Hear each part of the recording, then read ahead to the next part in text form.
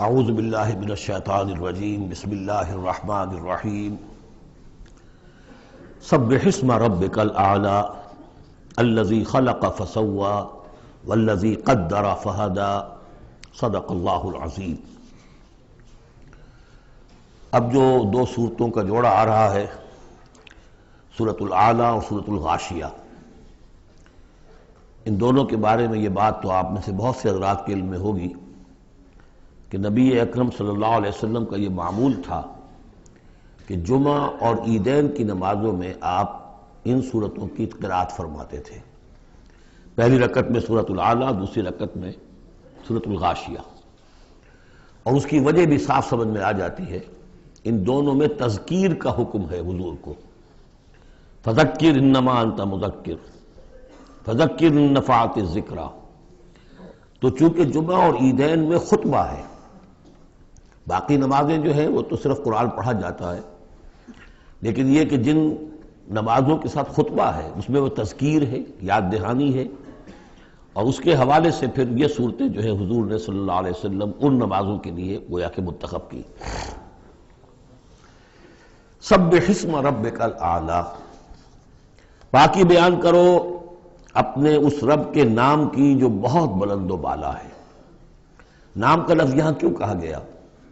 اس لیے کہ ہمارا جو بھی کوئی ذہنی رشتہ ہو سکتا ہے اللہ تعالیٰ کے ساتھ، جہاں تک اس کی ذات ہے، وراء الورا ثم وراء الورا ثم وراء الورا، اس کا کوئی تصور ہمارے لیے ممکن نہیں، ہمارے تخیل سے، تصور سے، وراء الورا ثم وراء الورا، ہمارا جو بھی اس کے ساتھ ذہنی قلبی رشتہ ہے اس کے ناموں کے حوالے سے ہے۔ وَلِلَّهِ الْأَسْمَاءُ الْحُسْنَىٰ فَادْعُوهُ بِهَا، لہذا تسبیح بھی ہوگی اللہ کی، تحمید بھی ہوگی تو اللہ کے ان اسماء کے حوالے سے ہوگی۔ الذی خلق فسوی والذی قدر فہدی، یہ چار الفاظ جو ہے بہت قابل توجہ ہیں۔ جیسے کہ اس سے پہلے ہم پڑھ چکے ہیں کہ تین الفاظ میں تخلیق کے عمل کو اللہ تعالیٰ نے واضح کیا تقسیم کرتے ہوئے، هو اللہ الخالق البارئ المصور۔ ایک شے کا پہلے ایک ذہن میں نقشہ بنتا ہے، پھر اس کا بالفعل اس کو پھر باہر جو ہے اس کا وجود آتا ہے، پھر اس کے فنشنگ ٹچز ہوتے ہیں، پھر تصویر ہے اس کی۔ الخالق الباری المصور، یہ سورہ حشر کے آخر میں جو اسماء کا گلدستہ ہے سب سے بڑا قرآن حکیم میں، اس میں آخر میں یہی تین ہیں۔ یہاں چار الفاظ ہیں، خلق فسوا۔ اس کو ہم یوں سمجھ سکتے ہیں کہ ایک ہے کسی چیز کا جو اصل حیولہ ہے وہ تیار کر دیا جائے، جس کی سادہ ترین مثال یہ ہے کہ بلڈنگ ہے، اس کا سٹرکچر کھڑا ہو گیا، اب اس کے بعد تسویہ ہے، اس کی چھان پھٹک کر کے اور اس کے سنوارنا ہے، اس کو، اس کے اندر ڈیکوریشن ہے، اس کے اندر مختلف جو ہے خوبصورتی کی چیزیں پیدا کرنی ہے، یہ تسویہ ہے۔ تو تخلیق ڈھانچہ کھڑا ہو جانا، اور تسویہ پھر اس کے اندر تمام چیزوں کو بہتر سے بہتر انداز میں فنشنگ ٹچز دینا۔ والذی قدر فہدی، اب ہر شے کی جو کہ ان دو مراحل سے گزر چکی ہے، تخلیق اور تسویہ کے دو مراحل سے، اب اس کے لیے ایک اندازہ مقرر کیا جاتا ہے، اس کی کیا کیپیبلٹیز ہیں، اس کی کیا پوٹینشیلٹیز ہیں، یا یوں کہیے اس کی کیا لیمیٹیشنز ہیں۔ اب ایک انسان ہے، اشرف المخلوقات ہے، لیکن اس کی یہ لیمیٹیشن ہے کہ وہ اڑ نہیں سکتا۔ پرندہ ہے، چھوٹی سی چڑیا ہے، اڑتی پھرتی ہے۔ تو ہر ایک نوع کی لیمٹس ہیں، ہر ایک نوع کے لیے اللہ تعالیٰ نے اس کی ایک تقدیر، اس کا ایک اندازہ جو ہے مقرر کر دیا ہے۔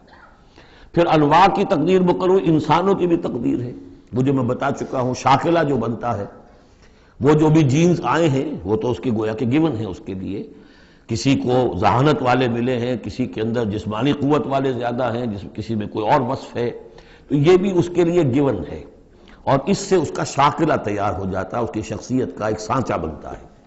اب ظاہر بات ہے کہ اس کے اندر جو بھی اب وہ محنت کرے گا، اس کے اندر اندر کرے گا، اس سانچے سے باہر نہیں نکل سکتا۔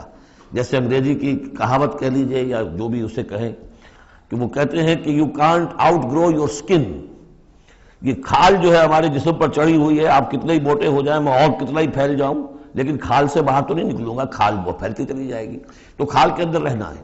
اسی طرح وہ جو سانچہ بن گیا ہے انسان کی شخصیت کا، نیکی کریں گے تو اسی کے اندر اندر کریں گے، بدی کریں گے تو اس کے اندر اندر کریں گے۔ اب اس کی کوانٹٹی جو ہے وہ اللہ تعالیٰ کے ہاں فیصلہ کن نہیں ہے، اللہ تعالیٰ یہ دیکھ لے گا کہ اس شخص کے اندر کتنی کیپیبلٹی تھی، اس کے حساب میں اس نے کیا کیا۔ ایک شخص 100 درجے تک جا سکتا تھا، وہ گیا ہے 50 درجے تک۔ ایک شخص جا ہی سکتا تھا 50 تک اور وہ 50 تک چلا گیا، تو وہ 50 تک جو ہے وہ 100% کامیاب ہو گیا اور یہ جو ہے ناکام شمار ہو جائے گا۔ تو یہی بات جو ہے میں نے وضاحت پہلے بھی کر دی تھی کہ لا یکلف اللہ نفسا الا وسعها، کسی بھی جان کو اللہ تعالیٰ مکلف نہیں ٹھہرائے گا، رسپانسبل نہیں ٹھہرائے گا مگر اس کی وسعت کے مطابق۔ یہ انڈیویجول سا جو ہے وسعت ہر شخص کی، اس کا شاکلہ، یہ گویا کہ اس کی ذاتی تقدیر ہے۔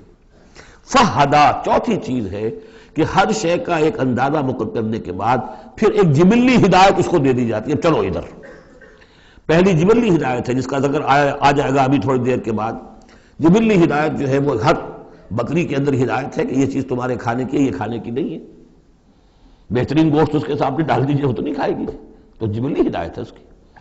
اور گوشت کے اور جو ہے آپ شیر کے سامنے بہت اچھی سبزیاں ترکاریاں لا کے ڈال دیجئے، وہ دیکھے گا بھی، تھوکے گا بھی نہیں، ان کو اسے گوشت چاہیے۔ یہ ہے ہر جبلی ہدایت۔ پھر جبلی ہدایت کے اوپر پھر ہدایت کے اور مراحل ہیں جو اللہ تعالیٰ دیتا ہے، پھر وہ اپنی کتابیں نازل فرماتا ہے، اپنے نبی بھیجتا ہے۔ یہ گویا کہ ہدایت کی تکمیل ہے، ورنہ ہدایت تو بنیادی طور پر جو ہے ہر جبلت کے اندر بھی اللہ نے ودیت کر دی ہے۔ تو یہ ہر کریشن کے لیے یہ 4 الفاظ جو یہاں آئے، سبح اسم ربک الاعلی الذی خلق فسوی والذی قدر فہدی والذی اخرج المرعی، وہی ہے کہ جو نکالتا ہے چارہ زمین سے، فجعلہ غثاء احوا، جو شروع میں تو گھاس اگی ہے تو بڑی خوبصورت ہریاول جو ہے، اس کے بعد وہ سیاہ پڑ جاتا ہے اور چورا چورا ہو جاتا ہے۔ سنقرئک فلا تنسی، اے نبی ہم آپ کو پڑھا دیں گے، آپ بھولیں گے نہیں۔ یہ بھی وہی بات ہے جو سورہ قیامہ میں آ چکی ہے، ولا تحرک بہ لسانک لتعجل بہ ان علینا جمعہ وقرآنہ، ہمارے ذمہ ہے، آپ یہ مشقت زیادہ اپنے اوپر نہ لیں، یہ ہم کام کر دیں گے، آپ کے سینے میں اس کو جمع کر دیں گے اور پڑھوا دیں گے، ترتیب بھی بتا دیں گے۔ سنقرئک فلا تنسی الا ما شاء اللہ، سوائے اس کے جو اللہ چاہے۔ تو اگر اللہ چاہے، فرض کیجئے اس لیے بات کو واضح کرنے کے لیے، اللہ بھلانا چاہے گا تو آپ لاکھ اپنی زبان کو حرکت دیتے رہیں، اللہ تعالیٰ کی قدرت سے تو آپ باہر نہیں نکل سکتے، آخر اللہ تعالیٰ قدیر ہے اللہ شے پر۔ لیکن یہ کہ یہ صرف اس امکان کو ظاہر کرنے والی بات ہے، اس کا یہ مطلب نہیں کہ اس سے یہ نکل آتا ہے کہ قرآن مجید کی کوئی آیت جو ہے اللہ نے بھلوا بھی دی محمد کو صلی اللہ علیہ وسلم۔ یہ ایسے ہی ہے، قل ان کان للرحمن ولد فانا اول العابدین، اگر اللہ کا کوئی بیٹا ہو تو سب سے پہلے میں پوجوں گا اسے۔ تو یہ اس طرح کی چیز ہے، الا ما شاء اللہ انہ یعلم الجہر وما یخفی، وہ اللہ تعالیٰ جو ہے وہ تو جانتا ہے، خواہ کوئی بلند آواز سے بات کہی جائے اور خواہ اسے چھپایا جائے۔ وَنُيَسِّرُكَ لِلْيُسْرَىٰ، اب یہ لفظ ذرا یہاں نوٹ کر لیجئے، یہ آگے بڑھ کر ایک مضمون کھلے گا اس سے۔ اور سہج سہج تیسیر، یسر سے باب تفعیل، آسان کرنا، اور سہج سہج تھوڑا تھوڑا رفتہ رفتہ ہم آپ کو آسان بنا دیں گے۔ کس چیز کے لیے؟ یسرا، وہ بڑی جو آسانی ہے جنت وہاں پہنچائیں گے، اور جو بڑی کامیابی ہے دنیا میں دین کا غلبہ وہاں بھی پہنچا دیں گے، لیکن سہج سہج ہوگا۔ اس کے لیے اپنا ایک تدریج ہے جو ہماری حکمت میں، ہمارے علم میں ہے۔ ویسے ہم چاہیں آنے واحد میں کر دیں، دین کا غلبہ ہو جائے، کوئی رہے نہ دشمن، آنے واحد میں تمام انسان جو ہے اور تمام جنات کو ابو بکر جیسا بنا دیں، ہم بنا سکتے، لیکن یہ کہ ہماری جو حکمت تخلیق ہے اس میں یہی ہوگا، تیسیر، آہستہ آہستہ، اور یہ فلسفہ آگے چل کر بہت کھلے گا۔ وَنُيَسِّرُكَ لِلْيُسْرَىٰ فَذَكِّرْ إِن نَّفَعَتِ الذِّكْرَىٰ، آپ تو یاد دہانی کراتے رہیے اگر فائدہ دے سمجھانا۔ اور اس میں در حقیقت یہ ہے کہ ذکر جو ہے اللہ تعالیٰ کا اور اللہ تعالیٰ کی تذکیر جو ہے، اگر تو کہہ دیا ہے یہاں پر اگر فائدہ پہنچائے، لیکن اس کا یہ مطلب نہیں کہ اگر فائدہ پہنچائے تبھی تذکیر کی جائے، اس لیے کہ آگے آ رہا ہے سَيَذَّكَّرُ مَن يَخْشَىٰ، یعنی آپ اگر تذکیر کریں گے تو جس کے دل میں کچھ خوف ہے اس کو تو فائدہ ہو جائے گا نا۔ آپ تذکیر فرما رہے ہیں، نئی وحی آ گئی ہے، اسے آپ نے پڑھ کر سنایا ہے، وہ جن کو پرواہ نہیں ہے ان کو تو فائدہ نہیں ہوگا، لیکن آپ کے اہل ایمان ساتھیوں کے علم میں اضافہ ہوگا، ان کے اندر اور جو ہے ایمان جو ہے بڑھے گا۔ سَيَذَّكَّرُ مَن يَخْشَىٰ وَيَتَجَنَّبُهَا الْأَشْقَىٰ، البتہ جو شقی ہے، بدبخت ہے، وہ اس سے اپنا پہلو کترا جائے گا، وہ پہلو موڑ لے گا۔ الذی یصلی النار الکبریٰ، جس کا انجام پھر یہ ہونا ہے کہ وہ بڑی آگ میں جھونکا جائے گا، داخل ہوگا بڑی آگ میں۔ ثم لا یموت فیہا ولا یحییٰ، پھر نہ اس میں وہ مرے گا اور نہ زندہ رہے گا، نہ زندوں میں نہ مردوں میں۔ لا تبقی ولا تذر، سورہ مدثر میں جو آیت آئی تھی، ثم لا يموت فیہا ولا یحییٰ، پھر نہ اس میں اس کو موت آئے گی، نہ وہ زندوں میں ہوگا نہ مردوں میں۔ قد افلح من تزکا، یقیناً کامیاب ہو گیا وہ، یہ مضمون بھی آگے اب پھیلے گا اور بڑھے گا، ترقی کرے گا۔ قد افلح من تزکا، بے شک کامیاب ہوا وہ کہ جس نے تزکیہ حاصل کر لیا، اپنے آپ کو پاک کر لیا۔ یعنی انسانی روح جو ہے وہ اس جسم میں جب قید کی گئی ہے، بنایا گیا بہت بلند، لقد خلقنا الانسان فی احسن تقویم، پھر ڈالا ہے اس میں، اس حیوانی جسد کے اندر، ثم رددناہ اسفل سافلین۔ اب یہ کہ یہاں سے وہ چڑھائی چڑھنی پڑے گی، یہاں سے اوپر اٹھنا ہوگا، آپ کو محنت کرنی ہوگی، ہر انسان کو تزکیہ کرنا ہوگا، فلاح حاصل کرنے کے لیے کچھ اپنے جذبات کو کنٹرول کرنا ہوگا، کچھ اپنی شہوات کو دبانا ہوگا، اپنے نفس کا ضبط نفس کا سامان کرنا ہوگا، کچھ اپنی روح کی تقویت کا سامان کرنا ہوگا، جیسے کہ یہ دو طرفہ پروگرام رمضان کا ہے کہ دن میں روزہ رکھو اور اس جو حیوانی وجود ہے اسے ذرا کمزور کرو، تھوڑا سا مزمحل کرو، تاکہ اس کا دباؤ جو ہے اس روح ربانی کے اوپر، اس بدن میں کچھ کمی آئے۔ رات کو کھڑے ہو جاؤ اور اس روح کے اندر آبیاری، اس کے اوپر قرآن کے انوار کی بارش کرو، اس سے یہ کہ یہ روح تازہ ہوگی، زندہ ہوگی، اپنے رب کی طرف متوجہ ہوگی۔ یہ ہے عمل تزکا۔ قد افلح من تزکا وذکر اسم ربہ فصلی، اور اس نے دیا نام، اپنے رب کے نام کا ذکر کیا اور پھر نماز پڑھی۔ تو اس میں یہ کہ یہی شکل ہو چکی ہے جمعے کے اندر۔ پہلے جو ہے تذکیر کے لیے خطبہ ہوتا ہے، خطبہ جو ہے تذکیر کے لیے ہے۔ چنانچہ جو حدیث ہے مسلم شریف میں، حضور کا معمول کیا تھا جمعے کے لیے، وہ جب ہم سورہ جمعہ پڑھ رہے تھے یہ باتیں اس وقت بیان کرنے کی تھی، لیکن یہ کہ وہ ہر روز کا جو ایک نصاب ہم بنا لیتے ہیں، وہ بڑی بڑی اہم چیزیں بھی بعض اوقات رہ جاتی ہیں۔ حضور کا معمول کیا تھا؟ کان للنبی صلی اللہ علیہ وسلم خطبتان یجلس بینہما یقرأ آیات القرآن ویذکر الناس۔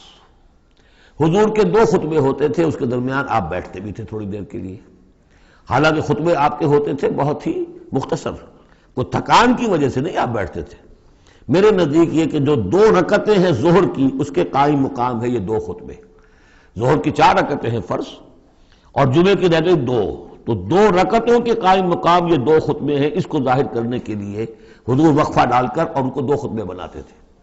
لیکن اس خطبے میں کرتے کیا تھے؟ یقرأ آیات من القرآن، قرآن مجید کی آیات پڑھ کے سناتے تھے، ویذکر الناس، لوگوں کو یاد دہانی کراتے تھے۔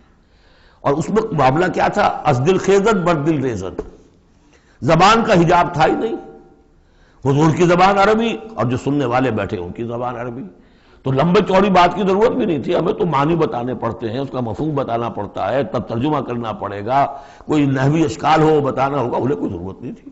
مختصر ترین خطبہ ہوتا تھا اور اس میں تذکیر، یاد دہانی۔ اور اسی میں آتا ہے اصل میں وہ حدیث جو آتی ہے کہ وہ جو میں آپ کو بتا رہا تھا کہ وہاں اللہ تعالیٰ، اللہ کے نبی نے بتایا ہے کہ جو پہلی گھڑی میں، اگرچہ اس میں اختلاف ہے کہ اس سے مراد کیا ہے، ایک رائے تو یہ ہے کہ اشراق کے وقت جو لوگ پہنچ گئے مسجد میں، گویا کہ وہ پہلی ساعت میں مسجد میں آ گئے جمعے کے روز، ان کو اتنا ثواب ملے گا جتنا کہ ایک اونٹ کی قربانی سے ہوتا ہے۔ جو دوسری ساعت میں آئیں گے انہیں اتنا ثواب ملے گا جتنا ایک گائے کی قربانی کا۔ تیسری ساعت میں آئیں گے ان کو اتنا ثواب ملے گا جتنا ایک بکری یا میڑھا جو ہے اللہ کی راہ میں قربان کیا۔ چوتھی ساعت میں آئیں گے ان کے لیے ایسا ہے کہ ایک جو مرغی ہے وہ اللہ کی راہ میں صدقہ کر دی، اور جو 5ویں میں آئیں گے وہ ایسے جیسے کہ ایک انڈا اللہ کی راہ میں خیرات کر دیا۔ اس کے بعد جو آتا ہے تو جو فرشتے بیٹھے ہوتے ہیں مسجدوں کے دروازوں پر اور ان کے رجسٹر ہوتے ہیں، ان میں حاضری کا اندراج کرتے ہیں وہ۔ اس کے بعد جب امام کا خطاب شروع ہو جاتا ہے، لیکن وہاں خطبہ ہوتا تھا، خطاب نہیں، ہمارے ہاں تو پھر 2 چیزیں ہو گئی، ایک اردو کی تقریر پھر ایک خطبہ۔ جب امام کا خطبہ شروع ہو جاتا ہے تو اس کے بعد فرشتے اپنے رجسٹر بند کرتے ہیں، یستمعون الذکر، وہ بھی اس ذکر کو سننے میں مصروف ہو جاتے ہیں، یعنی اب جو آنے والے ہیں ان کا اندراج نہیں ہوتا۔ اب اس میں جو تعویل کی علماء نے، اور علماء میں سے شاہ ولی اللہ دہلوی کی بھی تعویل ہے یہ کہ ایک تو یہ کہ اس سے مراد یہ ہماری ساعتیں نہیں ہیں بلکہ کچھ خفی ساعتیں ہیں، یہ اگرچہ مجھے اختلاف ہے ان کی رائے سے۔ البتہ دوسری بات انہوں نے جو کہی ہے کہ اس میں جو اندراج نہیں ہوتا وہ اس معنی میں کہ فضیلت اب نہیں رہی، فضیلت گئی، فرض کی ادائیگی تو ہو جائے گی، چاہے خطبے کے دوران بھی آپ پہنچ گئے ہیں، تب بھی جمعے کی فرض کی ادائیگی تو ہو جائے گی، لیکن فضیلت کا معاملہ دفتر فضیلت ہے جو فرشتے بند کرتے ہیں، اب آپ کا اندراج نہیں ہوگا جب امام نے خطبہ شروع کر دیا۔ تو وہ ہے کہ ذکر اسم ربہ، پہلے خطبے میں اللہ کا نام لیا، ذکر کیا، پھر نماز پڑھی۔ یہ ترتیب گویا کہ جمعے کے اندر ہو رہی ہے۔ بل تؤثرون الحیات الدنیا، تمہارا اصل مرض کیا ہے؟ تم دنیا کی زندگی کو ترجیح دیتے ہو۔ اللہ اللہ خیر صلی اللہ، میں نے یہی کہا تھا نا کہ بما قدم واخر، کسے آگے رکھا کسے پیچھے رکھا، سارا فیصلہ تو اس میں ہے۔ مقدم آخرت ہے اور دین ہے یا دنیا ہے؟ یا تو آپ نے مقدم بنا دیا آخرت کو تو جتنی دنیا مل جائے اللہ کا فضل ہے، اللہ کی طرف سے دین ہے، بونس ہے، لیکن اگر آپ نے مقدم بنا لیا دنیا کو تو پھر آپ گئے۔ بس یہ ہے سارا کانٹے کی بات جو ہے۔ تو اس حوالے سے بل تؤثرون الحیات الدنیا کلا بل تحبون العاجلہ وتذرون الآخرہ، تمہارا اصل مرض یہ ہے، تم اس عاجلہ سے محبت کرتے ہو، اس کا نفع بھی نقد نقصان بھی نقد، تکلیف بھی فوراً محسوس ہو گئی اور راحت بھی فوراً محسوس ہو گئی، اور آخرت کا نفع نقصان بھی قرض ہے، ادھار ہے، اس کی تکلیف اس وقت محسوس نہیں ہو رہی۔ انگارے بھر رہے ہیں اپنے پیٹ کے اندر، لیکن وہ انگارے اس وقت پیٹ کو جلا نہیں رہے ہیں، وہ انگارے ظاہر ہو جائیں گے قیامت کے اندر، وہ جلائیں گے اس وقت، لیکن انگارے بھر اس وقت رہے ہو۔ جو فرمایا کہ جو یتیموں کا مال ہڑپ کرتے ہیں ناحق طور پر، یا اولئک ما یاکلون فی بطونہم الا النار، وہ آگ بھر رہے ہیں اپنے پیٹوں کے اندر، لیکن اس وقت وہ آگ ٹھنڈی ہے، شوگر کوٹڈ ہے، اوپر اس کے انسولیشن ہے، وہ آپ کے معدے کو جلاتی نہیں جا کر، لیکن وہی ہے تو آگ۔ بہرحال تم ترجیح دیتے ہو دنیا کو، والآخرۃ خیر وابقیٰ، جبکہ آخرت بہتر بھی ہے اور باقی رہنے والی ہے۔ ان ھذا لفی الصحف الاولی، یہی بات تھی پرانے صحیفوں میں۔ اصل میں یوں سمجھیے کہ جو کانٹے کی بات ہے وہ یہ ہے، جو اصل شے ہے ہدایت اور ضلالت کی جو بات ہے، راز وہ یہ ہے، کس کو مقدم کس کو مؤخر، دنیا یا آخرت۔ صحف ابراہیم و موسیٰ، صحف اولا یعنی ابراہیم کے صحیفے اور موسیٰ کے صحیفے، ان کا ذکر پہلے بھی آیا ہے۔ تو موسیٰ کے صحیفے ہمیں معلوم ہے، ابراہیم کے نہیں۔ جیسا کہ میں نے عرض کیا، میری ایک رائے ہے کہ جو ہندوؤں کے ہے اپنشد، وہ میرے نزدیک صحف ابراہیمی کی بگڑی ہوئی بدلی ہوئی شکلیں۔ سورۃ الغاشیہ، بسم اللہ الرحمن الرحیم، هل اتاک حدیث الغاشیہ، کیا پہنچ چکی ہے تمہارے پاس اس ڈھانپ لینے والے کی خبر؟ وہ جب آئے گی قیامت ڈھانپ لے گی۔ وجوہ یومئذ خاشعہ، یہ مضمون دیکھیے سورہ قیامت میں بھی آیا تھا، وجوہ یومئذ ناظرۃ الی ربها ناظرہ، ووجوہ یومئذ باسرۃ تظن ان یفعل بها فاقرہ۔ پھر سورہ عبس میں آ چکا ہے، وجوہ یومئذ مسفرۃ ضاحکۃ مستبشرہ، ووجوہ یومئذ علیہا غبرۃ ترہقها قطرہ۔ یہاں دیکھیے وجوہ یومئذ خاشعہ، بہت سے چہرے اس دن ہوں گے ذلیل ہوئے دبے ہوئے جھکے ہوئے، عاملۃ ناصبہ، ایسے کہ جیسے بڑی کوئی مشقت جھیلی ہے، اس کا تکان کے اثرات ہے، ایگزاسٹڈ ہے۔ تصلیٰ نارا حامیہ، وہ داخل ہوں گے ایک تپتی ہوئی آگ میں، دہتی ہوئی آگ میں۔ تسقیٰ من عین آنیہ، انہیں پلایا جائے گا وہ پانی کے جو کھولتا ہوا ہوگا، ایک ایسا چشمہ جس کا پانی کھولتا ہوا ہوگا۔ لیس لہم طعام الا من ضریع، نہیں ہوگا ان کے لیے کھانے کے لیے غذا مگر جھاڑ کانٹوں والی جھاڑیاں، یا وہ زقوم جس کا ذکر پہلے ہو چکا ہے۔ لا یسمن ولا یغنی من جوع، نہ تو وہ موٹا کرے اور نہ وہ بھوک ہی کو مٹائے، یعنی یہ کہ کھانے کے دو ہی فائدے ہوتے ہیں، آپ کے جسم کو تقویت حاصل ہو، یا یہ کہ کم سے کم بھوک کا احساس تو ختم ہو جائے، ان دونوں میں سے کوئی شے نہیں ہوگی۔ اب اس کے برعکس وجوہ یومئذ ناعمہ، بہت سے چہرے ہوں گے اس روز تر و تازہ، جیسے کہ ناز و نام میں پلے ہوئے لوگ ہوتے ہیں ان کے چہرے۔ لسعیہا راضیہ، وہ اپنی سعی اور جو بھی انہوں نے دنیا میں محنت کی تھی اور اس کے جو بھی انہوں نے مشقت کی تھی، سار و قربانی کا معاملہ کیا تھا، اس کا جو نتیجہ ان کے سامنے آئے گا اس سے راضی ہوں گے۔ لسعیہا، یہ انہی کی کوشش تھی، محنت تھی، لیکن آج اللہ نے قبول فرما لی۔ اولئک کان سعیہم مشکورا، وہ لوگ ہوں گے کہ جن کی سعی جو ہے اللہ تعالیٰ کے یہاں مقبول ہو جائے گی، تو وہ راضی ہوں گے۔ فی جنت عالیہ، ایک باغ میں جو بہت بلند ہوگا، اونچا۔ لا تسمع فیہا لاغیہ، اس میں وہ کوئی لغو بات بھی نہیں سنیں گے. کوئی لغو بات سننے سے بھی انسان کو کوفت ہوتی ہے، تو اور تو کوئی بات کیا جھوٹ سننا یا کوئی الزام، یہ تو اس کا سوال نہیں. لغو بات بھی نہیں سنیں گے. فیہا عین جاریہ، اس میں ایک چشمہ ہے جاری، چلتا ہوا بہتا ہوا. فیہا سرر مرفوعہ، اس میں اونچے تخت ہیں رفیع. واکواب موضوعہ، اور آب خورے ہیں، کپس ہیں، جام ہیں کہ جو رکھے ہوئے بڑے حساب سے، بڑی عمدگی سے چنے ہوئے. وہ نمارق و مصفوفہ، اور قالین ہیں جو صف کے اندر بچھائے ہوئے ساتھ کے ساتھ لگا کر. وہ ذرابی و مبسوسہ، اور مخمل کے نہالچے ہیں جو ہر جگہ جگہ پھیلے ہوئے ہیں، تھوڑی دیر کے لیے ادھر جا کے بیٹھنا ہے تو وہاں بھی ہے. افلا ينظرون الى الابل كيف خلقت. یہ وہ آیات ہے قرآن کی کہ جس میں جو علامہ اقبال نے کہا ہے کہ آبزرویشن، دیکھو اور پھر نتیجے نکالو. یہ جو کلچر ہے یہ قرآن نے پیدا کیا ہے. توہمات، ایسے ہی بنائے ہوئے عقائد جن کے لیے کوئی سند نہیں، نہ عقل میں ہے اور نہ نقل میں ہے. یا تو وہی ہے، ریویلڈ نالج ہے جو اس میں ہے، عقل میں آئے یا نہ آئے وہ اللہ کی بات ہے، وہ ماننی ہے. لیکن اس کے بعد اس سے ماورا کوئی بات جو خلاف عقل ہے وہ نہیں مانیں گے. وہ پھر ہونی چاہیے ان السمع والبصر والفؤاد کل اولئک کان عنہ مسئولا، پھر اس سے ہے. تو اب دیکھو افلا ینظرون الی الابل کیف خلقت، تو کیا یہ غور نہیں کرتے، دیکھتے نہیں ہیں کہ اونٹوں کو کیسے بنایا گیا ہے، ان کے جسم کی کتنی ہم آہنگی ہے ان کے ماحول کے ساتھ. پورے پورے ہفتے انہیں پانی نہ ملے لیکن وہ چلتے رہیں گے، کھانے کو نہ ملے چلتے رہیں گے. ان کے پاؤں ایسے بنائیں کہ دھستے نہیں ہیں ریت کے اندر. کیف خلقت وإلی السماء کیف رفعت، اور آسمان کیسے اس کو بلند کیا گیا ہے. یہ اسٹرانومی والوں کا فیلڈ ہے، وہ سمجھے کیسے ہے یہ. وإلی الجبال کیف نصبت، اور یہ جو پہاڑ ہے یہ کیسے گاڑ دیے گئے، یہ جیولوجی والوں کا فیلڈ ہے، وہ اس پر تحقیق کریں. وإلی الأرض کیف سطحت، اور زمین کو نہیں دیکھتے کیسی بچھا دی گئی ہے. ویسے اس کا ایک خاص وہ سمجھ لیجئے پس منظر بھی ہے کہ کن چیزوں کی طرف. ویسے تو ہر کائنات کی ہر شے اللہ کی نشانی ہے. ان فی خلق السماوات والارض واختلاف اللیل والنہار والفلک التي تجری فی البحر بما ينفع الناس وما انزل الله من السماء من ماء فاحیا به الارض بعد موتها وبث فيها من كل دابة وتصريف الرياح والسحاب المسخر بين السماء لآیات لقوم یعقلون. ہر شے آیت ہے. شیخ سعدی کہتے ہیں برگ درختان سبز در نظر ہوشیار، ہر ورق دفتر است از معرفت کردگار.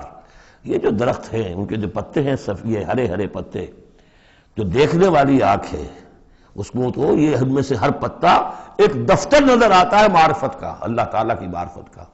اور آج ہمیں معلوم ہوا ہے کچھ نہ کچھ. آج سے پہلے لوگوں کو معلوم نہیں تھا کہ ہر پتے میں ایک فیکٹری ہے، فوٹو سنتھسس کی فیکٹری ہے، کہ جو یہ سولر انرجی ہے اسے وہ جذب کر رہی ہے اور اس کو جو ہے کنورٹ کر رہی ہے. وہی انرجی ہے جو لکڑی کے اندر سٹور ہو رہی ہے، پھر آپ لکڑی جلا کر نکال لیتے ہیں. یہ آگ کہاں سے آ گئی؟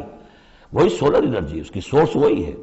اور اس سولر انرجی کو، سورج کی اس حرارت کو جذب کر رہا ہے یہ پتا، اور وہاں وہ عمل جاری. ہر پتا ایک فیکٹری ہے فوٹو سنتھسس کی. تو برگ درختان سبز در نظر ہوشیار، ہر ورق دفتر است از معرفت کردگار. لیکن یہاں چار چیزوں کا ذکر جو ہوا ہے یہ ایک خاص پس منظر ہے. آپ کو معلوم ہے کہ ان لوگوں کے جو پہلے مخاطب تھے قرآن کے، ان کی زندگی گزرتی تھی سفروں میں، لیلۃ الشتاء والصیف. اور سارا یہ حجاز کا علاقہ تھا جب یہ چلتے تھے تو چلتے ہوئے کیا چیز ہے؟ اونٹ پر تو سوار ہیں، اوپر آسمان ہے، داہنے بائیں پہاڑ ہے، نیچے زمین ہے.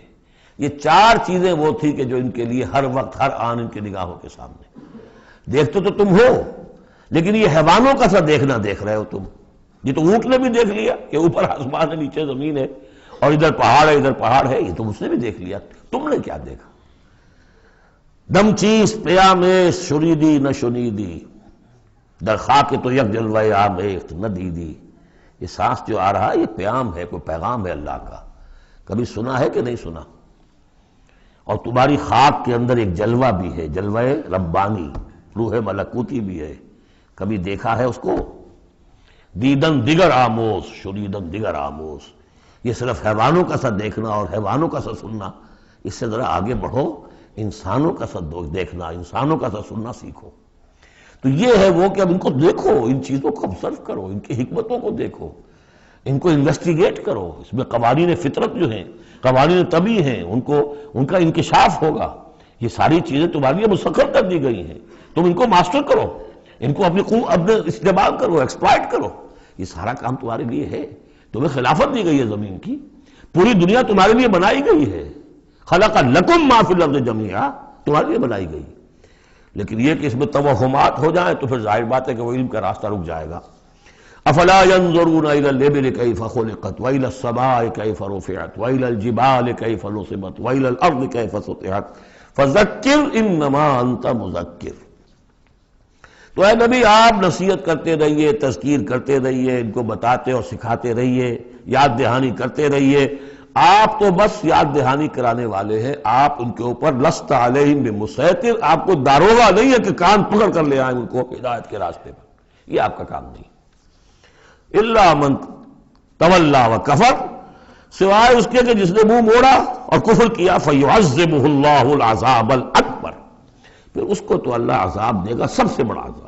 کیوں سب سے بڑا عذاب؟ رسول کے آنے کے بعد جبکہ حق بالکل عریاں ہو کر سامنے آ جائے، کوئی شک و شبہ باقی نہ رہے، ان کی سیرت کے بارے میں، ان کی شخصیت کے بارے میں کوئی داغ نہیں، کوئی دھبا نہیں، کوئی انگلی اٹھ نہیں سکتی. اور جس طریقے سے آیات ربانیہ انہوں نے پڑھ پڑھ کر سنا دی ہیں، اب بھی اگر کوئی نہیں ہے تو معلوم ہوا کوئی خیر نہیں ان کے اندر. اب یہ شدید ترین عذاب کے مستحق ہیں. اِنَّ إِلَيْنَا إِيَابَهُمْ، اے نبی ان سب کو ہماری طرف لوٹ کر آنا ہے. ثُمَّ إِنَّ عَلَيْنَا حِسَابَهُمْ، پھر ہمارے ذمے ہم حساب لے لیں گے. آپ اپنا کام کیے جائیے، جو آپ کا فرض آپ ادا کیجئے، باقی یہ ہم پر چھوڑیے. ذرنی وَالْمُكَذِّبِينَ، سمجھے، مجھے چھوڑ دیجئے، میں ان سے نمٹ لوں گا. ذرنی والمکذبین اولی النعمہ مہلہم قلیلا. اور دیکھیے کس طرح یعنی سورہ تاریخ جو ختم ہوئی ہے کہ ایک ہی آیت میں مہلہم، آپ کو ان کو ذرا دیجئے، مہلت دیجئے.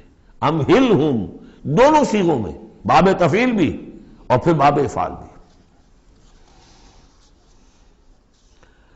ان الینا ایابہم ثم ان علینا حسابہم اللہم حاسبنا حسابا یسیرا اللہم حاسبنا حسابا یسیرا. آمین یا رب العالمین. سورۃ الفجر. بسم اللہ الرحمن الرحیم. والفجر ولیال عشر والشفع والوتر واللیل اذا یسر. یہ قسمیں جو ہیں، پہلے جیسے کہ اس کیا مشکلات القرآن میں سے ہیں اور اس طرح کے دورے میں اس میں بحث نہیں ہو سکتی، لیکن یہ کہ فجر، عام خیال یہ کہ اس سے مراد ہے 10 ذی الحج کی جو فجر ہوتی ہے، جس کے بعد کہ نحر ہوتا ہے، قربانی ہوتی ہے، وہ گویا کہ کلائمیکس ہے پھر حج کے افعال کا. ولیال عشر، اور اس سے پہلے کی 10 راتیں. ظاہر بات ہے کہ 10 تاریخ جب ہوگی تو 10ویں رات گزر چکی ہے، تو یکم ذی الحج سے لے کر اور 10 ذی الحج تک کی یہ 10 راتیں جو ہے گزر چکی ہیں. والشفع والوتر، اور ایک 10 راتیں وہ ہے کہ جو عشرہ رمضان مبارک میں ہیں، اس میں شفع اور وتر کا فرق ہے، جفت اور طاق کا. طاق میں پھر لیلۃ القدر ہے. ویسے یہ کہ یہ طاق رات کون سی ہوتی ہے، اب اس کے بارے میں کافی کچھ ایک مسائل پیدا ہو چکے ہیں. کہ اب ہماری جو ہے آج کی 25 تاریخ ہے اور سعودی عرب میں 26 ہے، کل ہمارے ہاں 26 ہوگی، وہاں 27 ہوگی. اور یہاں ہمارے پاکستان میں بھی شمالی علاقوں میں، پٹھانوں کے علاقے میں بہت سے علاقے ہیں جس میں کہ آج جو ہے وہ 26ویں ہے اور کل 27ویں ہوگی. یہ بھی ایک مسئلہ ہے اس وقت، لیکن اس وقت اس پر گفتگو کا موقع نہیں. بہرحال یہاں تک والشفع والوتر، یہی خیال ہے کہ اس سے مراد ہے کہ یہ جو راتیں ہیں جو جفت اور طاق ہیں ماہ رمضان مبارک کے آخری عشرے کی. واللیل اذا یسر، اور رات اس گواہ ہے رات جبکہ وہ چلے.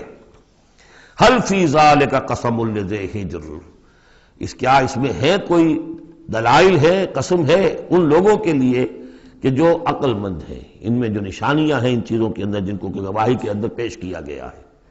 اب آ رہا ہے مضمون. الم تر کیف فعل ربک بعاد، تم نے دیکھا نہیں کیا کیا تھا آپ کے رب نے عاد کے ساتھ، قوم عاد کے ساتھ کیسے ہلاک کیا تھا.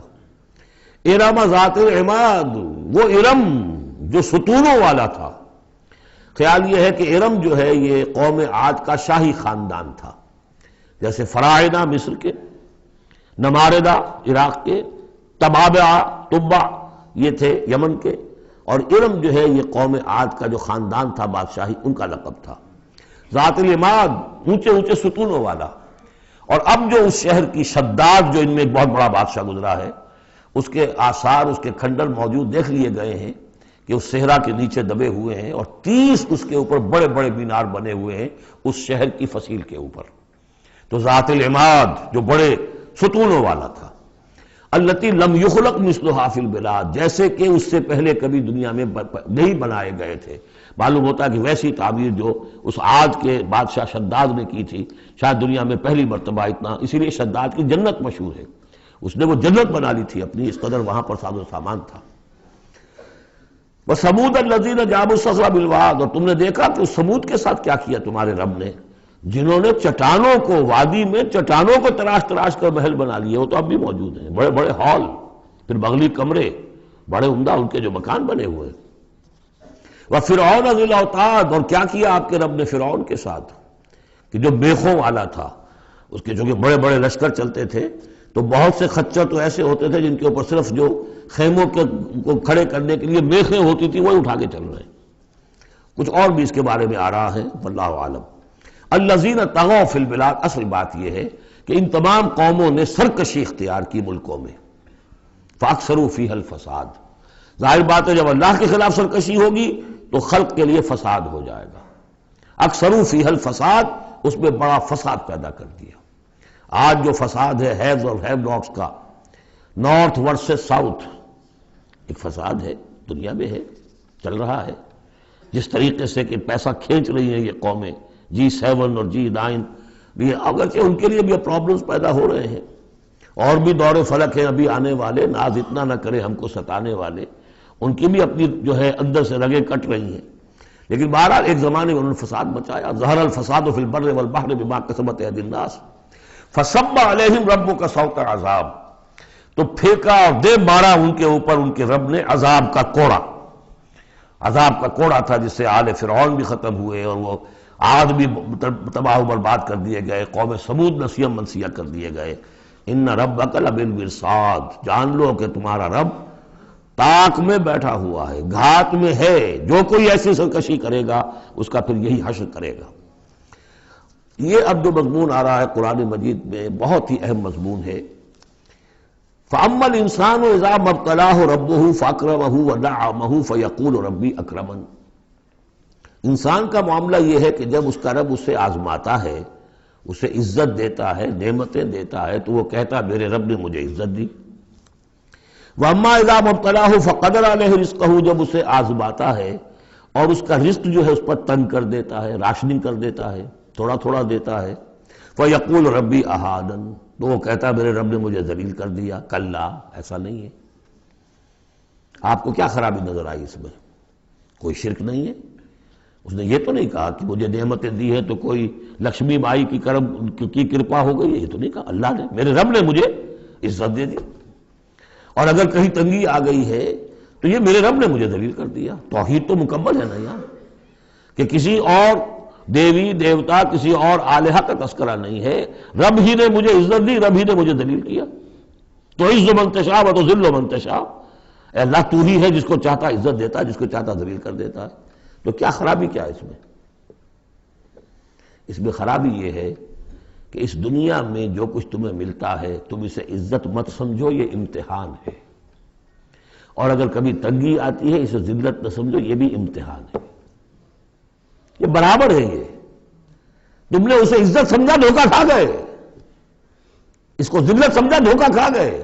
چاہے توحید انٹیکٹ ہے آپ کی، لیکن توحید جو ہے وہ تو یوں سمجھیے کہ جڑ بنیاد ہے نا ہدایت کی، اس سے اوپر بھی تو منزلیں ہیں ہدایت کی کہ نہیں؟ یہ امتحان ہے۔ ایک لفظ جو کامن ہے، اذا ما ابتلاہ ربہ فاکرمہ، جب اسے ابتلا میں ڈالا اور ابتلا میں عزت دی۔ دیکھیں اب کرتا کیا ہے، صبر کر، یہ شکر کرتا ہے، اپنی جو بھی ہم نے اس کو نعمتیں دی ہیں وہ حقداروں کو ان کے حق ادا کرتا ہے کہ نہیں کرتا ہے۔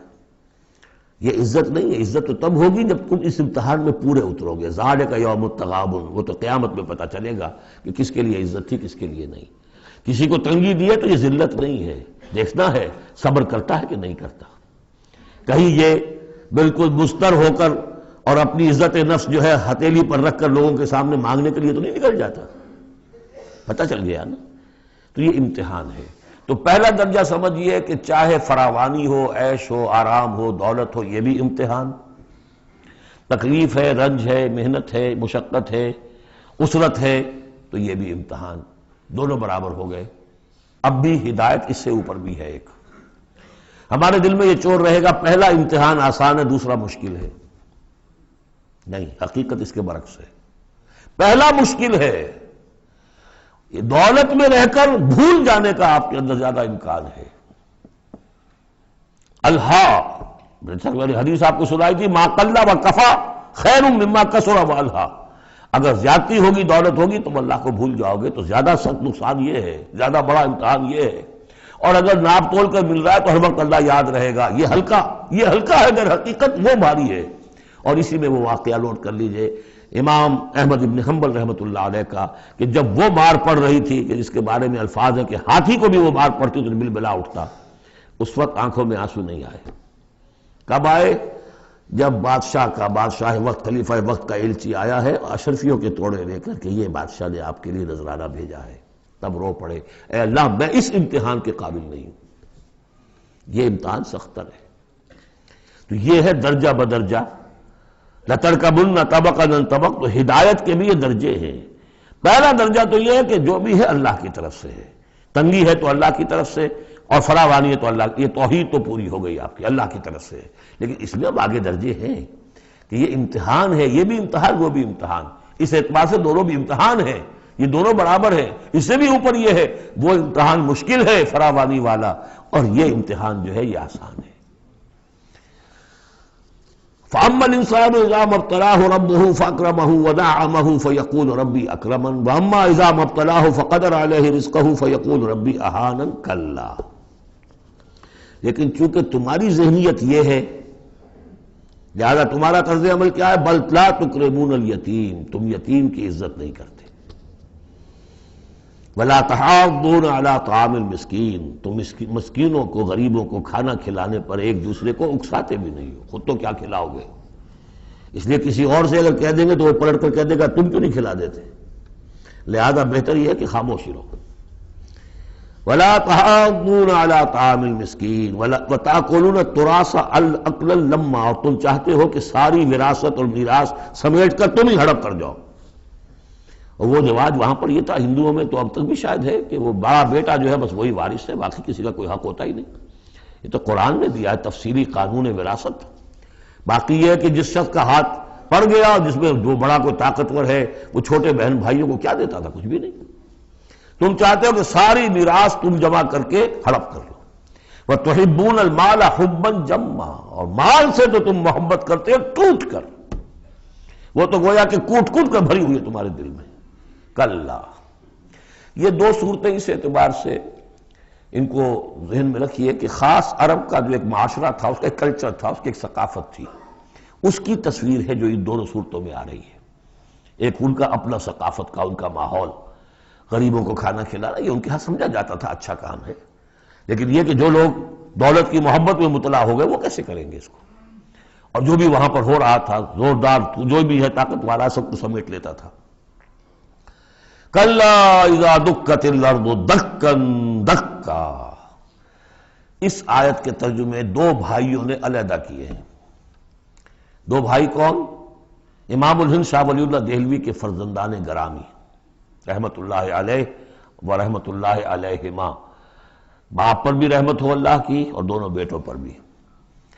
یہ موضع القرآن میں شاہ عبد القادر صاحب نے ترجمہ کیا ہے، جبکہ زمین کو کوٹ کوٹ کر پست کر دیا جائے گا، ہموار کر دیا جائے گا، اذا دکت الارض دکا دکا۔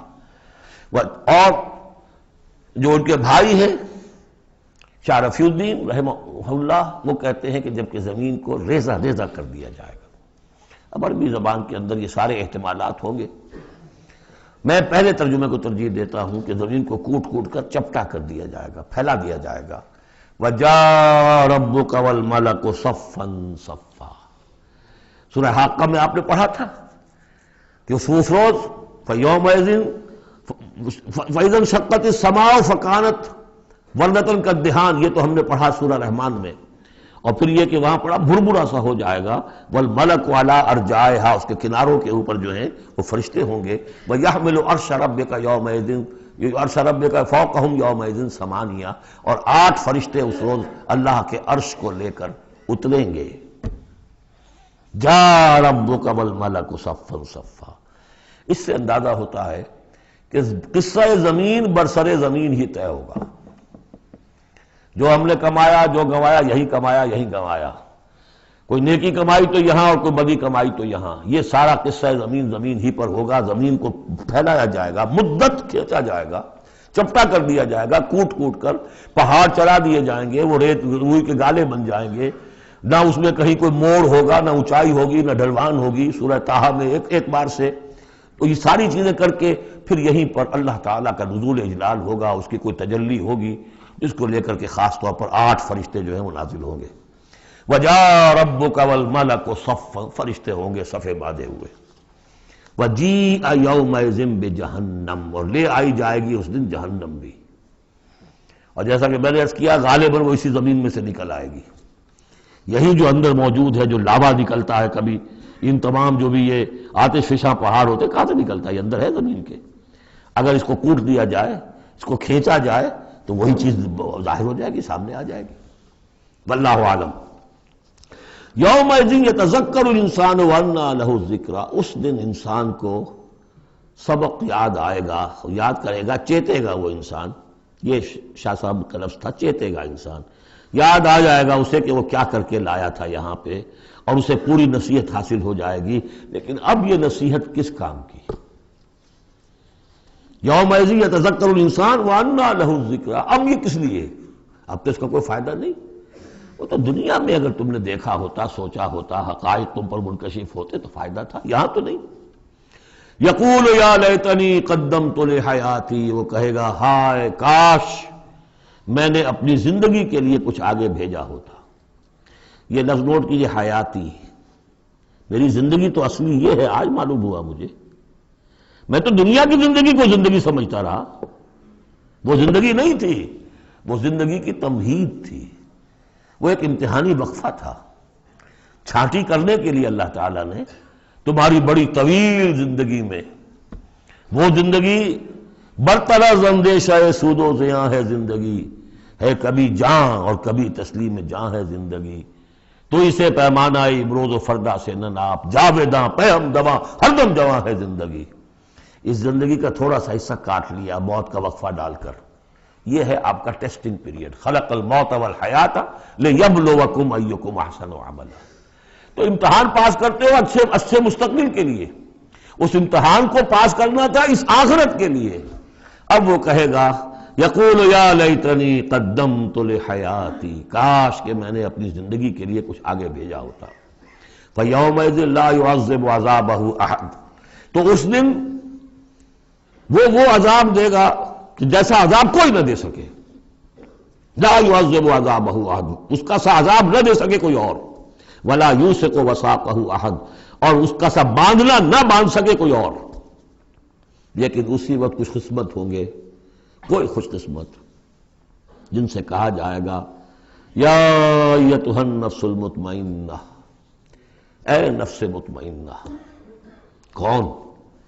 جو اس زندگی میں، امتحانی زندگی میں مطمئن ہو کر اپنے رب کی بندگی میں لگا رہا، یکسوئی کے ساتھ اس کے دین کے ساتھ چمٹا رہا، مطمئن۔ یا ایتھا النفس المطمئنہ ارجعی الی ربک راضیۃ مرضیہ، اب لوٹ جاؤ اپنے رب کی طرف اس حال میں کہ تم اس سے راضی، وہ تم سے راضی۔ رضی اللہ عنہم ورضوا عنہ، فادخلی فی عبادی، داخل ہو جاؤ میرے نیک بندوں میں۔ اولئک مع الذین انعم اللہ علیہم من النبیین والصدیقین والشہداء والصالحین، جاؤ ادھر جاؤ۔ وادخلی جنتی، اور داخل ہو جاؤ میری جنت میں۔ اللہم ربنا اجعلنا منہم، بڑی ہمت کرنی پڑے گی یہ کہنے کے لیے کہ پروردگار ہمیں ان میں شامل فرما دے۔ سورۃ البلد، اب یہ اس کا جوڑا ہے۔ بسم اللہ الرحمن الرحیم، لا اقسم بہذا البلد، یہ میں نے نہیں وضاحت کی آپ کے سامنے، یہ لا اقسم کیوں ہے؟ لا اقسم لا اقسم بیوم القیامہ، لا اقسم بالنفس اللوامہ، فلا اقسم بالشفق واللیل وما وسق۔ یہ لا جو ہے نافیہ نہیں ہے، یہ لا ہے اس معنی میں تم جو کہہ رہے ہو غلط ہے، میں قسم کھاتا ہوں قیامت کے دن کی۔ اسی طرح تمہارے دماغ میں جو بیٹھا ہوا غلط نہیں، جیسے کہ انگریزی میں نے I swear by the day of judgment, لیکن ہوتا کیا ہے انگریزی میں نے کے بعد کاما لگ جاتا ہے تو آپ کو پتہ چل گیا یہ علیحدہ ہے، لیکن عربی میں یہ قومے وغیرہ ہے نہیں۔ تو لا اقسمو میں نہیں قسم کھاتا، یہ نہیں ہے، نہیں قسم ہے مجھے قیامت کے دن کی، نہیں قسم ہے مجھے اس شہر کی۔ کون سا شہر؟ مکہ مکرمہ۔ کیوں؟ یہ ابھی بات میں واضح ہو جائے گی۔ وَأَنْتَ حِلٌّ بِهَذَا الْبَلَدِ، اور اے نبی آپ حلال کر لیے گئے ہیں اس شہر میں، اور کچھ لوگوں نے ترجمہ کیا ہے آپ کے لیے حلال ہو جائے گا یہ شہر، یعنی یہ کہ ایک وقت آئے گا کہ اس شہر میں خون ریزی کرنا آپ کے لیے اس کی اجازت ہو جائے گی، حالانکہ یہ جو ہے بلد الحرام ہے، گویا کہ فتح مکہ کے دن کچھ نہ کچھ تو وہاں پہ آخر خون ریزی ہوئی ہے، بہت کم، منیمم ہوئی تو ہے، لیکن یہ کہ میرے نزدیک وہ مفہوم نہیں، مفہوم پہلا ہے۔ آپ کو حلال کر لیا گیا ہے، اس وقت آپ کی عزت نفس پہ حملے ہو رہے ہیں، آپ کو ستایا جا رہا ہے، آپ کو تکلیفیں دی جا رہی ہیں، آپ جھیل رہے ہیں۔ دیکھیے ایک تو یہ شہر ہے وادی غیر ذی زرع جس میں کچھ پیدا ہی نہیں ہوتا، وہاں کی زندگی ویسے ہی مشقت والی زندگی تھی، اس کے اوپر to add fuel to fire, اے نبی آپ پر اب یہ جو مشقت پڑی ہوئی ہے کہ آپ دعوت حق کے ضمن میں جو مشقتیں جھیل رہے ہیں تو ہم اس کی قسم کھا رہے ہیں۔ لا اقسم بہذا البلد وانت حل بہذا البلد ووالد وما ولد، اور تیسری قسم والد اور اولاد، یہ ایک اور مشقت ہے جو انسان پر ہے، اولاد کا پالنا، پروان چڑھانا، پرورش کرنا، کتنا بڑا بوجھ۔ یہ قسمیں کھا کر کیا کہا؟ لقد خلقنا الانسان فی کبد، ہم نے انسان کو محنت و مشقت ہی میں پیدا کیا ہے۔ یہ گویا کہ اس کے ساتھ جوڑ لیجئے، یا ایھا الانسان انک کادح الی ربک کدحا فملاقیہ۔ تو میں نے اس وقت بھی عرض کیا تھا غالب کے جو دو اشعار ہیں، قید حیات و بند غم اصل میں دونوں ایک ہیں، موت سے پہلے آدمی غم سے نجات پائے کیوں؟ مشقت تو یہاں ہر ایک کے لیے، محنت ہے، مشقت ہے، تکلیف ہے، مسائل ہیں، پریشانیاں ہیں، کوفت ہے، ہر شخص کے لیے، بس ذرا سا فرق ہے، کوئی ایئر کنڈیشن کمرے میں بیٹھا ہوا ہے لیکن چین نہیں ہے، ایئر کنڈیشن کمروں کے اندر مخملی گندیلوں پر نیند نہیں آ رہی ہے، کوئی شخص ہے کہ جس کو مشقت جو ہے جسمانی ہے، کسی کی مشقت جو ہے وہ نفسیاتی ہے، مشقت ہے۔ لقد خلقنا الانسان فی کبد، یہاں کوئی بھی اس کبد سے، اس مشقت سے مستثنا نہیں ہے۔ قید حیات و بند غم اصل میں دونوں ایک ہیں، موت سے پہلے آدمی غم سے نجات پائے کیوں؟ لیکن وہاں سورہ انشقاق میں اس سے اگلا مرحلہ ہے کہ اب تو گھبرا کے یہ کہتے ہیں کہ مر جائیں گے، مر کے بھی چین نہ پایا تو کدھر جائیں گے، مرنے کے بعد پھر کھڑے ہونا ہے اللہ کے حضور میں جا کر۔ فملاقی یا ایھا الانسان انک کادح الی ربک کدحا فملاقیہ فاما من اوتی کتابہ بیمینہ۔ اب یہ وہاں پر مسئلہ ہو جائے گا۔ تو انسان کے لیے مشقت اور محنت جو ہے یہ اس کا مقدر ہے۔ ووالد وما ولد لقد خلقنا الانسان فی کبد ایحسب ان لن یقدر علیہ احد۔ اس محنت و مشقت میں جو انسان پڑے ہوئے ان کے تمرد کا حال دیکھو، ابو جہل کو دیکھو اکڑا ہوا ہے۔ اگر ان کے لیے دنیا میں آسانیاں ہوتی تو یہ کیا کرتے، کیا ستم ڈھاتے، کیا بغاوتیں کرتے؟ کیا انسان یہ سمجھتا ہے کہ اس کے اوپر کوئی قابو نہیں پائے گا؟ یقول اہلکت مالا لبدا، یہ اب ان کا کلچر ہے، بڑے فخر سے کہتا ہے میں نے تو بڑا ڈھیروں مال جو ہے شیخی مارتا ہے، میں نے ہلاک کر دیا، میں نے کھانے کھلائے، غریبوں کو کھلائے۔ یہ بھی ان کی مسابقت رہتی تھی ان میں جو لوگ تھے۔ اب ابو جہل کا بھی قول یہی ہے نا، جب اس سے پوچھا گیا کہ کیا تمہارے خیال میں محمد جھوٹے ہیں صلی اللہ علیہ وسلم، انہوں نے کہا نہیں ان کا بھی جھوٹ نہیں بولا۔ پھر تم کیوں نہیں ان پر ایمان لاتے؟ کہ بھائی بات یہ ہے ہمارا ان کا مقابلہ تھا، بنو ہاشم کا اور ہمارے خاندان کا، انہوں نے کھانے کھلائے، ہم نے ان سے بڑھ کر کھلائے، انہوں نے اور خدمت کی، حجاج کی، ہم نے ان سے بڑھ کر کی، ابھی تک تو ہم کندھے سے کندھا جوڑے چلے آ رہے ہیں، اب اگر ہم ان کی نبوت مان لیں تو ہم تو ہمیشہ کے لیے غلام ہو جائیں گے، یہ صورت مجھے گوارا نہیں۔ Give the devil his due، اس نے بالکل صحیح بات کہہ دی، جھوٹا میں نہیں سمجھتا محمد کو صلی اللہ علیہ وسلم۔ کتنا اخلاقی روب تھا حضور کا اس پر، وہ ہم پڑھ لیں گے آگے چل کر جب سورہ علق ہم پڑھیں گے، وہ بعد میں اسی وقت کے لیے موضوع ہے۔ تو وہ شیخی مارتے تھے میں نے اتنا مال ہلاک کر دیا، اتنا خرچ کیا، اتنا غریبوں میں لٹایا۔ اَيَحْسَبُ أَن لَّمْ يَرَهُ أَحَدٌ، کیا اس کا گمان ہے اسے کسی نے دیکھا نہیں ہے؟ اگر تو واقعتاً اس نے نیکی کی تھی تو جس کے لیے نیکی کی تھی اس نے تو دیکھ لیا ہے، بیان کیوں کر رہا ہے؟ اگر اللہ کو راضی کرنے کے لیے کوئی کیا تھا تو اس کے تو علم میں ہے۔ أَلَمْ نَجْعَل لَّهُ عَيْنَيْنِ، کیا ہم نے اس کو دو آنکھیں نہیں دی؟ وَلِسَانًا وَشَفَتَيْنِ، اور زبان دی اور دو ہونٹ دیے۔ وَهَدَيْنَاهُ النَّجْدَيْنِ، اور ہم نے اس کو راہ دکھلا دی دو گھاٹیوں کی، دو گھاٹیوں کی ہدایت دے دی۔ اس میں عام رائے تو یہ ہے کہ اس سے مراد ہے نیکی اور بدی، لیکن یہ کہ مجھے اس رائے سے زیادہ اتفاق ہے جن کے خیال میں اس سے مراد ہیں ماں کی دو چھاتیاں، ابھار ہوتے ہیں، نجدین اس کو کہتے ہیں جو چیز ابھری ہوئی ہو۔ یہ جبلی ہدایت ہے جو بچہ لے کر آیا ہے۔ کس نے پڑھایا اس کو؟ کس نے یہ سکھایا ہے اس کو کہ جاؤ چوسو اور تمہارے اندر دودھ آ جائے گا، تمہیں جو ہے غذا مل جائے گی؟ یہ ہدایت ہے اللہ کی، وہ میں نے عرض کیا تھا جبلی ہدایت۔ الذی خلق فسوی والذی قدر فہدی، یہ ہدایت تو وہ لے کے آیا بچہ، اسے معلوم ہے میری غذا کہاں ہے۔ اس کی ماں میں، اس کے منہ میں جاتا ہے ماں کا دودھ اور وہ اس کو چوستا ہے اور پیتا ہے، کہیں سے سیکھ کر آیا ہے، کوئی ٹریننگ اس کو دی گئی ہے۔ وَهَدَيْنَاهُ النَّجْدَيْنِ، بہرحال دونوں معنی آپ ذہن میں رکھیے۔ فَلَقْتَحَمَ الْعَقَبَةَ، لیکن وہ گھاٹی کو عبور نہ کر سکا۔ گھاٹی کون سی ہے بھائی؟ وَمَا أَدْرَاكَ مَا الْعَقَبَةُ، جانتے ہو وہ گھاٹی کون سی ہے؟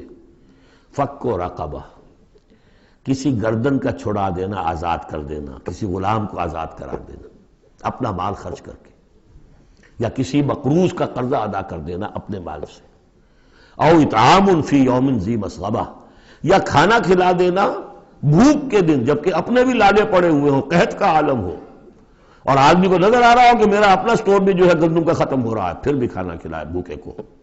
یتیماً ذا مقربۃ، اس یتیم کو کہ جو قرابت دار بھی ہے، بھتیجا ہے، بھانجا ہے۔ او مسکیناً ذا متربہ، یا وہ محتاج جو مٹی میں رل رہا ہے۔ ثم کان من الذین آمنوا وتواصوا بالصبر وتواصوا بالمرحمہ۔ دیکھیے یہ ہے وہ فلسفہ جو سورہ حدید میں آیا تھا، اب اچھی طرح سمجھ لیجئے۔ اس میں سے انسان کا، اس گھاٹی میں سے نکل جائے گا تو آگے رستہ صاف ہے۔ وہ اصل جو بریک لگا ہوا ہے وہ مال کی محبت کا ہے، اس کو کھولو گے پھر گاڑی چلاؤ، چلے گی گاڑی۔ جس کے دل میں یہ مال کی محبت ہے، جو مال کو خرچ نہیں کر سکتا کسی بھی ضرورت مند کے اوپر، کسی ادائے حقوق کے اندر، اب وہ شخص جو ہے وہ تو گویا کہ اس گھاٹی سے نکلا ہی نہیں۔ اسے ایمان کی کہاں نعمت میسر آئے گی، ایمان لے بھی آئے گا اس حال میں تو منافق ہوگا۔ سمجھ رہے میری بات کو؟ اگر یہ گند دل میں سے نکلا نہیں، پاک نہیں ہوا، تو ایمان لے بھی آئے گا کسی وجہ سے تو منافق بنے گا، مومن تو نہیں بن سکتا صحیح معنی میں۔ اس گندگی کو دور کرو، جیسا کہ ہم نے وہاں پڑھا تھا، اعلموا ان اللہ یحیی الارض بعد موتہا قد بینا لکم الآیات لعلکم تعقلون ان المصدقین والمصدقات واقرضوا اللہ قرضا حسنا یضاعف لهم ولهم اجر کریم والذین آمنوا باللہ ورسلہ، یہ منزل طے کر کے اگر ایمان لایا ہے انسان تو اولئک هم الصدیقون والشہداء، وہ ان کے مراتب عالیہ کھلے ہوئے ہیں، ادھر جاؤ یا ادھر جاؤ اپنی استاد طبع اور مزاج کے مطابق۔ یہاں بھی وہی ہے، پہلے یہ کام کیے ہوں فلقتحم العقبہ، اگر اس گھاٹی کو عبور کر لے، اور گھاٹی کون سی ہے؟ فک رقبۃ او اطعام فی یوم ذی مسغبۃ یتیما ذا مقربۃ او مسکینا ذا متربہ ثم کان من الذین آمنوا وتواصوا بالصبر وتواصوا بالمرحمہ۔ زمین کے اندر سے یہ گند آپ نے نکال دیا، شوریلی زمین کے اندر جو بھی تھا اس کو صاف کر کے اب بیج ڈالیے ایمان کا۔ ثم، یہ زمین تیار ہو گئی ہے، اب بیج ڈالیے۔ ثم کان من الذین آمنوا، پھر ہوا وہ ان لوگوں میں شامل کہ جو ایمان لائے اور تواصوا بالصبر وتواصوا بالمرحمہ۔ یہ وہ مضمون یہاں آ گیا ہے، والعصر ان الانسان لفی خسر الا الذین آمنوا وعملوا الصالحات وتواصوا بالحق وتواصوا بالصبر۔ اور یہاں پہ ترتیب بدلی ہوئی ہے، وہاں ایمان کے بعد عمل صالح یا عمل صالح کے بعد ایمان ہے۔ وہاں تواسی بالحق کے بعد تواسی بالصبر ہے، یہاں تواسی بالصبر پہلے ہے، تواسی بالمرحمہ بعد میں ہے. تو اس میں تقابل سے بہت سے جو حقائق ہیں وہ کھلتے ہیں. اب وقت تیزی سے ختم ہو رہا ہے. ثم كان من الذين آمنوا وتواصوا بالصبر وتواصوا بالمرحمہ. اگر اس گھاٹی کو عبور کر کے آدمی آئے اور پھر وہ ایمان لانے والوں میں شامل ہو تو پھر اس کا معاملہ اولئک هم الصدیقون والشہداء عند ربهم. اولئک اصحاب المیمنہ، یہ ہوں گے میمنہ والے، داہنے والے. وہ داہنے والا ہم پڑھ چکے ہیں سورہ واقعہ میں بھی. فاصحاب الیمین ما اصحاب الیمین واصحاب الشمال ما اصحاب الشمال فالسابقون السابقون کنتم ازواجا ثلاثا، 3 گروہوں میں تم تقسیم ہو جاؤ گے. پھر یہ بھی ہو سکتا ہے ان کو جو اعمال نامے دیے جائیں گے داہنے ہاتھ میں دیے جائیں گے، ان کو جو اعمال نامے تھمائے جائیں گے وہ بائیں ہاتھ میں تھمائے جائیں گے. اولئک اصحاب المیمنہ. ویسے یمن کا لفظ آتا ہے خوش بختی کے لیے، تو یہ خوش بخت لوگ ہیں، یہ کامیاب ہو گئے، یہ رشد اور سعادت کی منزلوں کو پا گئے، یہ فوز اور فلاح تک پہنچ گئے. والذین کفروا بآیاتنا، اور جو لوگ ہماری آیات کا انکار کریں گے، ہم اصحاب المشأمہ، وہ ہوں گے کم بختی والے، وہ ہوں گے شومی قسمت. وہ ہم نے جو وہاں پہ پڑھا تھا، یہ مشأمہ جو ہے تو یہ ہوں گے کم بختی والے. علیہم نار موصدہ، ان پر آگ بند کر دی جائے گی. یعنی ایک وہ ہے آگ کہ جس کا باہر نکل رہے ہیں، لپٹیں نکل رہی ہیں. ایک یہ کہ بند کر دیا جائے تو ساری حرارت اندر ہی اندر رہے، گویا کہ جسے دم پخت کہتے ہیں آپ، پوری کی پوری جو ہے ان کے اوپر آگ موند لی جائے گی. علیہم نار موصدہ. اللہ تعالی ہمیں اس سے بچائے اور ہمیں اللہ تعالی اپنی شان غفاری اور شان رحیمی کی طفیل ہمیں اصحاب جنت میں داخل فرمائے. بارک اللہ لی و لکم فی القرآن العظیم